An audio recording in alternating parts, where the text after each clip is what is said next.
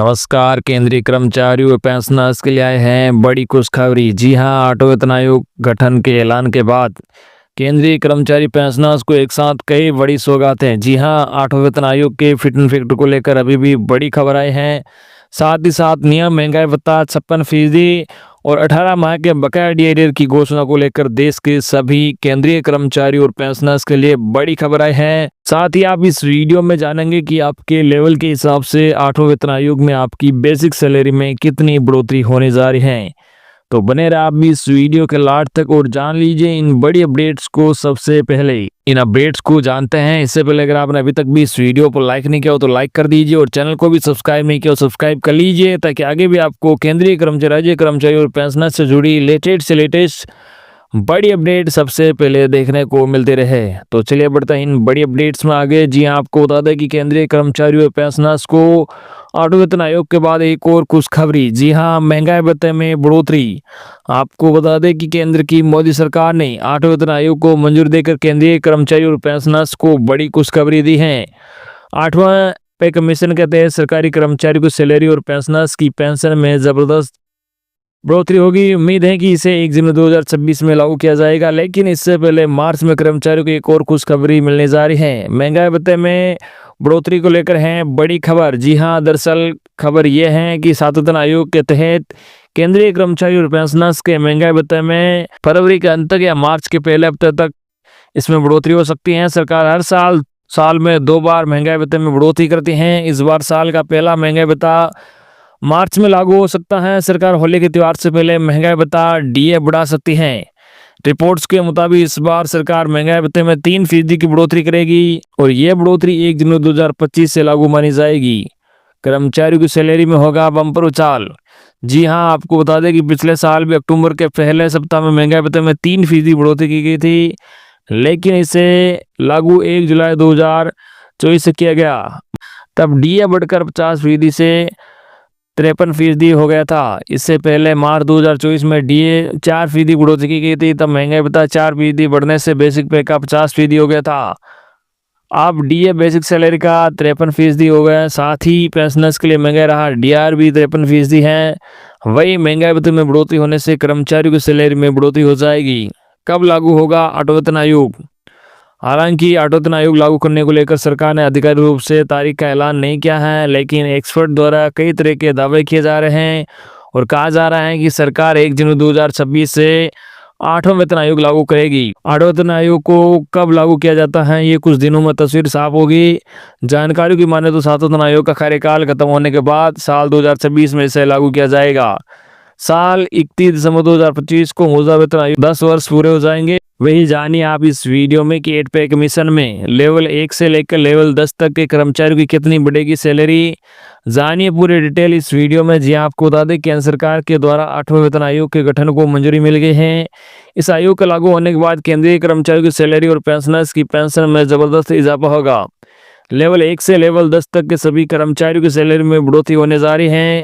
वही अब केंद्रीय कर्मचारी बेसब्री से आठवें वेतन आयोग की सिफारिशों का इंतजार कर रहे हैं। आइए जानते हैं कि किस लेवल पर कितनी बढ़ेगी सैलरी। जी हां, बेसिक पे में होगी भारी बढ़ोतरी। दरअसल वर्तमान में कर्मचारियों को सातवें वेतन आयोग के तहत वेतन दिया जा रहा है, जो कि 2016 में ये लागू हुआ था। सातवें वेतन आयोग में कर्मचारी के वेतन में फिट एंड फैक्टर 2.57 के हिसाब से बढ़ोतरी की गई थी, जिसकी वजह से लेवल 1 की बेसिक सैलरी 18,000 रुपये हुई थी। अब आठवें वेतन आयोग में फिट एंड फैक्टर को बढ़ाकर 2.86 किया जा सकता है, जिससे बेसिक में भारी बढ़ोतरी होगी।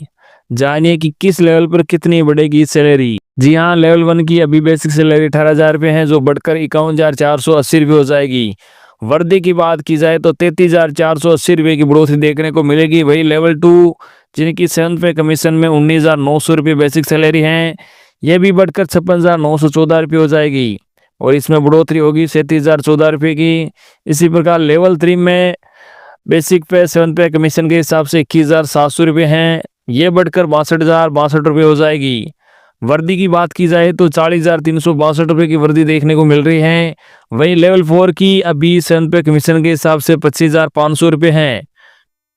अब 8 पे कमीशन में वर्दी होने के बाद ये 72,930 रुपये हो जाएगी और वर्दी की बात की जाए तो 47,430 रुपये की वर्दी देखने को मिलेगी।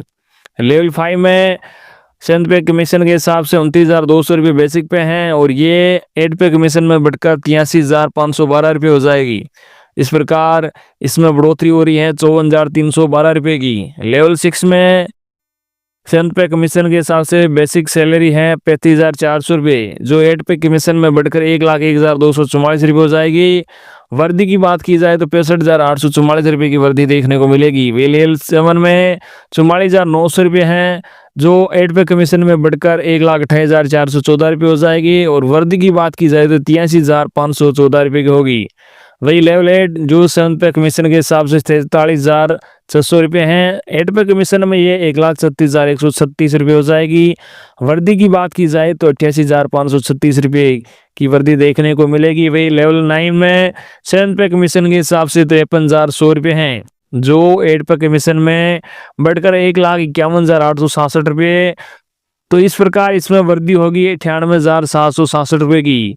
वही लेवल 10 जिसमें 7 पे कमीशन के हिसाब से बेसिक सैलरी है 56,100 रुपये, जो 8 पे कमीशन में बढ़कर हो जाएगी 1,60,446 रुपये। वही वर्दी आपको 1,04,340 रुपये की देखने को मिलेगी। वही आपको बता दें कि पेंशनर्स को भी होगा बड़ा फायदा। जी हाँ, आपको बता दें कि 8 पे कमीशन में पेंशनर्स को भी बड़ा फायदा होगा। अगर फिटनेस फैक्टर बढ़ाकर 2.86 किया जाता है, इससे न्यूनतम पेंशन बढ़कर 25,740 रुपये महीना हो जाएगी। इससे बड़े पदों और रैंक से रिटायर्ड कर्मचारियों की अधिकतम पेंशन 3,57,500 रुपये महीना तक पहुंच सकती है।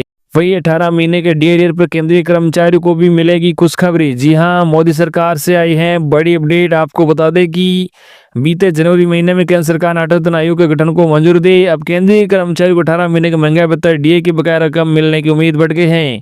इस बीच सरकार की ओर से सदन में एक बार फिर से महंगाई भत्ते को लेकर जवाब भी दिया गया है। केंद्र सरकार ने कोविड-19 महामारी के दौरान रोके गए 18 महीने के महंगाई भत्ते DA और महंगाई राहत DR की बकाया राशि नहीं दी थी। केंद्र के वित्त मंत्रालय ने संसद के दोनों सदनों में प्रश्नों के लिखित उत्तर में इसकी पुष्टि भी की। लोकसभा में एक लिखित सवाल का जवाब देते हुए वित्त मंत्रालय में राज्य मंत्री पंकज चौधरी जी ने कहा कि सरकारी वित्त पर दबाव कम करने के लिए महामारी के दौरान DA और DR की 3 किस्तें रोक दी गई। इसे जारी करने का इरादा नहीं है। मंत्री ने DA जारी नहीं करने के कारणों को समझाया। उन्होंने बताया कि साल 2020 में महामारी के प्रतिकूल वित्तीय प्रभाव और सरकार द्वारा उठाए गए कल्याणकारी उपायों के वित्त पोषण के कारण बोझ बढ़ गया था। बता दें कि वित्त मंत्रालय ने सपा सांसद आनंद भदौरिया द्वारा पूछे गए सवाल पर यह जवाब दिया गया है। अब आगे उम्मीद की जा रही है कि सरकार इसमें कुछ बदलाव कर सकती है और देश के सभी केंद्रीय कर्मचारी और पेंशनर्स के 18 महीने के बकाया DAR पर केंद्र सरकार फैसला ले सकती है। वही आपको बता दें कि अभी जो 53% डी है वर्तमान में केंद्र सरकार कर्मचारी और पेंशनर्स को DA और महंगाई राहत यानी कि DR की दर आयोजन आयोग की सिफारिशों के अनुसार 53% है। केंद्र सरकार ने हाल ही में आयोजन आयोग के गठन को मंजूरी दे दी है, इससे जिसके अगले साल से लागू होने की उम्मीद है। इससे पहले 2 बार DA में बढ़ोतरी की जानी है। वेतन आयोग का गठन, जी हां, आपको बता दें कि बीते जनवरी महीने में प्रधानमंत्री नरेंद्र मोदी जी ने केंद्रीय कर्मचारियों के वेतन और पेंशन भोगियों के भत्तों में संशोधन के लिए 8वें वेतन आयोग के गठन को मंजूरी दी थी। इस कदम से केंद्र सरकार के लगभग 50 लाख से ज्यादा कर्मचारी और करीब 65 लाख से अधिक पेंशन धारकों को लाभ होगा। बता दें कि 7वें वेतन आयोग का गठन 2014 में किया गया था और इसकी सिफारिश 1 जनवरी 2016 से लागू हुई थी, जिसकी अवधि 2025 में समाप्त हो रही है।